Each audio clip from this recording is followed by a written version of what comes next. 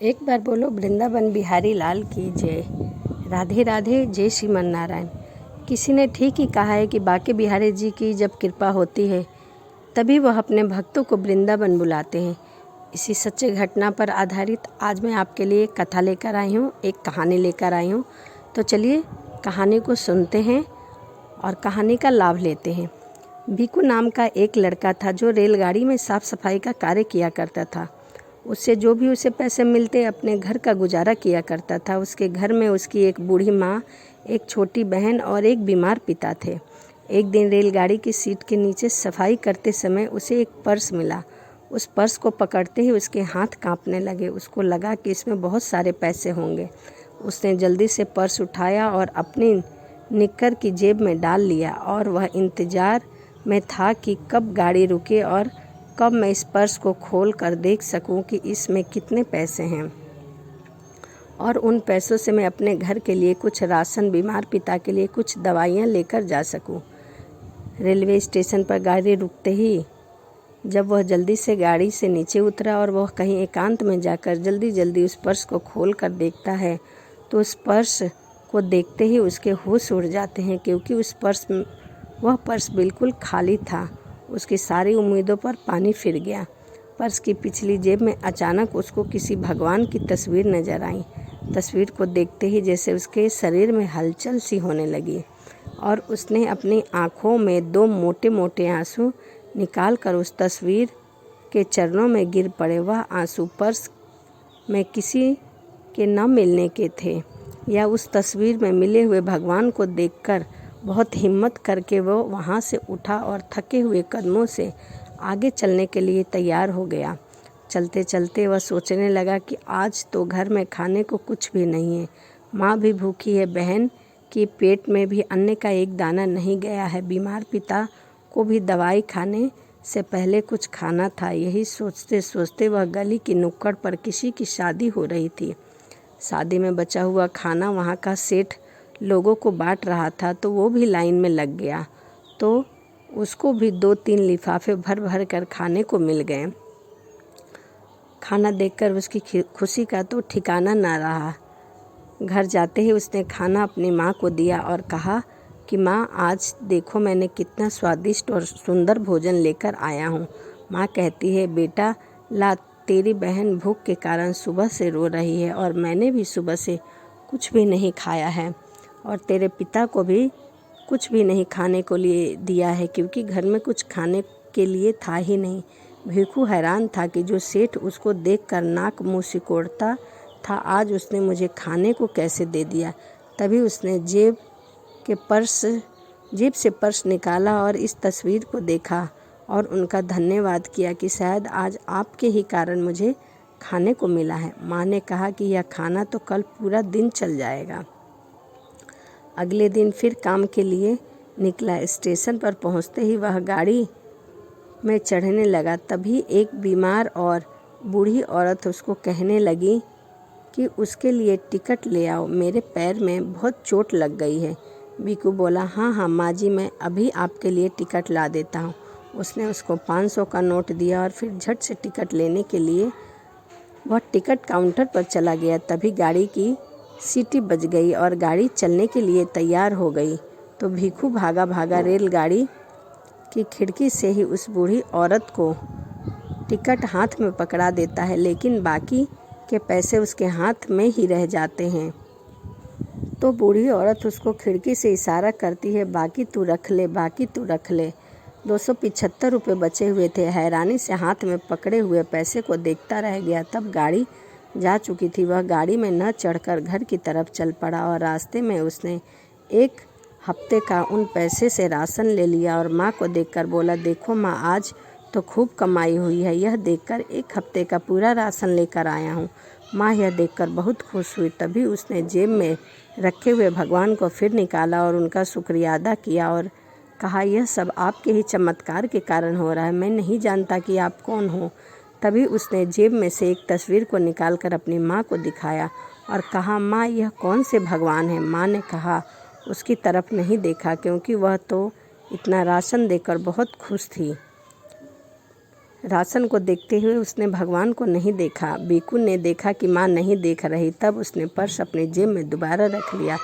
एक दिन जब वो रेलगाड़ी में सवार होकर जा रहा था और सीट के नीचे साफ सफाई कर रहा था, तभी 8-10 लोग वहीं तस्वीर को लेकर जोर जोर से हरे कृष्णा कृष्ण कृष्ण हरे हरे, हरे राम राम राम हरे हरे का जाप कर रहे थे। बीकू उस तस्वीर को देखकर हैरान हो गया और सीट पर बैठी एक बूढ़ी औरत को हाथ जोड़कर बड़ी विनम्रता से बोला कि माताजी, यह कौन है? आप यह क्या भजन गा रही हैं? मुझे भी बताओ। तो वह औरत कहती है कि यह बांके बिहारी जी हैं, यह वृंदावन में रहते हैं। जो भी इनकी शरण में जाता है बांके बिहारी उनकी सभी मनोकामनाओं को पूर्ण करते हैं, और यह वृंदावन के मालिक ही समझ लो। यह तो पूरे सृष्टि के मालिक हैं, परंतु यह निवास वृंदावन में करते हैं। बीकू जेब में से उस तस्वीर को निकालकर उस माताजी को दिखाया कि यह बांके बिहारी जी हैं। तो वह माताजी कहती है कि हाँ बेटा, यही बांके बिहारी जी हैं, यह वृंदावन में रहते हैं। तो बीकू की आंखों में फिर से आंसू आ गए और वो कहता है, मैंने भी वृंदावन जाना है, क्या आप मुझे अपने साथ वृंदावन ले जाओगे? तो माताजी कहती हैं, यह गाड़ी वृंदावन को ही जा रही है, चलो तुम भी मेरे साथ वृंदावन चलो। बीकू को अपनी माँ और बहन की खाने की कोई चिंता नहीं थी, क्योंकि बिहारी जी ने तब तक के लिए तो उनका इंतजाम कर दिया था। बीकू उन माताजी और 8-10 लोगों के साथ वृंदावन चल पड़ता है और वृंदावन पहुँचते ही लोग अपने रास्ते पर चल पड़ते हैं। बीकू को कुछ भी नहीं पता था कि वह कहाँ जा रहा है और किसके पास जा रहा है, बिहारी जी वहाँ कहाँ रहते हैं। तो लोगों को बिहारी जी की तस्वीर दिखाता हुआ कहता है कि यह बिहारी जी कहाँ रहते हैं। तो वृंदावन के लोग उस पर हंसते हुए बोले, यह वृंदावन है, यहीं पर बिहारी जी रहते हैं, या यहाँ पर हर जगह पर बिहारी जी रहते हैं। फिर वह कहता है कि उनका घर कहाँ है। तब एक सज्जन पुरुष बीकू को मिलता है और कहने लगता है कि चलो मैं तुम्हें इनका घर दिखाता हूँ, मैं तुझे बिहारी जी के पास लेकर चलता हूँ। तब उसको बिहारी जी के मंदिर लेकर आए। मंदिर में बहुत भीड़ थी। बीकू को कुछ भी नज़र नहीं आ रहा था। वह दूर से ही बिहारी जी को देखकर निहार रहा था, परंतु उसे कुछ भी समझ नहीं आ रहा था। उसकी आंखों से झरझर आंसू बहने लगे। आंसू के कारण उसकी आंखों में बिहारी जी की छवि धुंधली धुंधली सी दिखाई देने लगी। तभी मंदिर की लाइट चली गई। आंखों में धुंधलापन के कारण और लाइट न होने के कारण कुछ भी नज़र नहीं आ रहा था। तभी उसको अपने पास एक तेज रोशनी सी आती हुई दिखाई दी और उसको लगा कि उसका हाथ कोई खींच रहा है। तब उसने ध्यान से देखा कि एक छोटा सा बालक उसको अपनी ओर खींच रहा है और कह रहा है, बीकू तुम आओ, बीकू तुम आओ, मेरे साथ आओ। वह बालक उसको एक कोने में ले जाकर कहता है कि अब आए हो तो कब से मैं तुम्हारी राह देख रहा था। बीकू कहता है कि तुम कौन हो? बीकू बहुत घबरा जाता है। घबराने के कारण बीकू कुछ बोल भी नहीं पा रहा था। मैं वही हूँ जिसको तुम अपनी जेब में लेकर घूम रहे हो।